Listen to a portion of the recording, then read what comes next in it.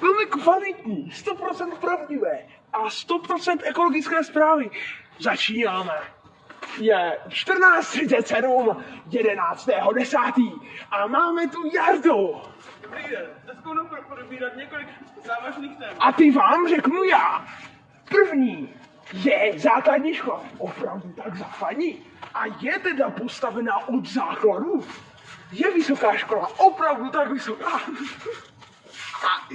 A to i z hlediska vzdělání, i z hlediska totální výšky. A proč mají šlechtici modrou krev? Jsou to snažší Mongolové. To se dozvíte v dnešním dílu zpráv. První téma je vysoká škola, opravdu tak vysoká. Máme tu 2 kategorie a jednoho odborníka. Je vysoká škola opravdu tak vysoká? Ano. Vědci udělali několik výzkumů a zjistili, že vysoká škola je opravdu tak vysoká, jak se říká. Některé vysoké školy dokonce překvapily svojí výškou nejen fyzickou, ale i psychickou. Takže ano, vysoká škola je opravdu tak vysoká. Dobře, Děkujeme. Je základní škola opravdu tak základní a je postavená od základu. Máme tady experta na základní školy. Mluvte prosím. Je základní škola opravdu tak vysoká. To vám dneska řeknu a doufám, že se vám toto bude líbit. Takže nejdřív se podíváme na první kategorii a to je, jestli se tam základně něco naučíte. Odpověď zní ne. Ale mnoho lidí, a já k tím patřím, považují základní školu jako tu nejtěžší školu svého života. Jsou po ní jedny z nejtěžších, i když ty nejlehčí zkoušky, ale to nikoho nezajímá.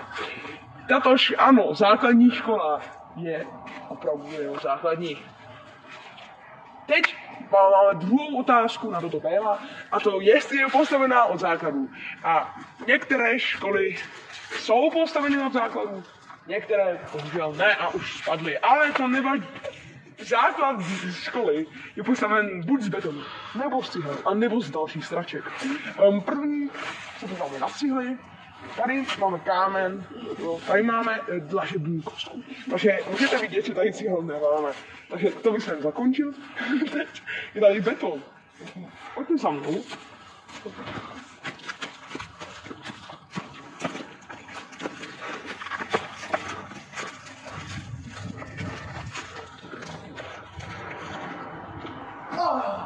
Tady máme beton. A tento beton může být taky použít jako základ, ale to jsou ty nekvalitní školy, které už dávno spadly. Nebo možná nespadly, oni možná ještě stojí. Ale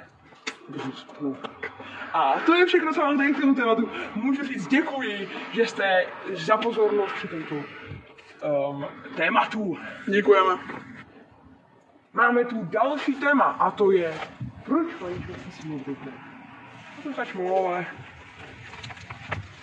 Odpověď vás překvapí. Je část praktickou a teroristickou. Když se vrhneme teroristickou, teroristická spočívá v tom, že šlechtici mají modrou krev, ale kdyby měli, tak už modrou krev. No, protože modrá krev nemá nikdo jinou než Šmulova. A Šmulova jsou imaginální. Takže tu máme další praktickou část. To je, že šlechtici prostě nemají modrou krev a že nejsou Šmulové. A toto poznání je moc zklamalo. A Už nás tlačí čas. za toto. Musíme ukončit. Nashledanou. Debilní zprávy. Toto bylo z dnešních zpráv všechno. A doufám, že se vám líbily naše téma.